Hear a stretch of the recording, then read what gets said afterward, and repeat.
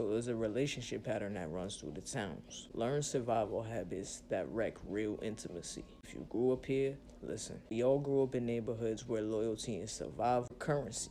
It taught these patterns: avoid vulnerability, prove toughness, and equate love with protection. For women, that often translates to tolerating a lot of disrespect, because leaving feels unsafe or impractical. It's a coping strategy that's passed down from older siblings, neighbors, caretakers, who prioritize safety above feelings. First, you gotta recognize the trade-offs. Emotional distance protected you from being hurt, but it also teaches you to accept less. Second, you gotta name the behaviors: minimization of your feelings, the reward for endurance, and the pressure to normalize jealousy or control.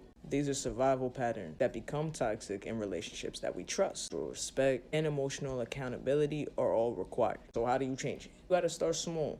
You gotta set boundaries that are enforceable. If a partner disrespects you publicly, call it out privately. Demand that respect. If they escalate, just exit promptly. Use external support: therapy, community elders, trusted friends, not the biased ones, to process the paradox of gratitude for the protection you receive and anger for what it costs you emotionally. Finally, you gotta reframe your strength. Vulnerability and boundary settings are strengths, not weaknesses. When you tell your story, you take back from the survival tech that once protected you, but now holds you back. Ask somebody that grew up in no towns, that grew up right here in the X. You want a split screen example of what boundary versus endurance? Comment boundaries.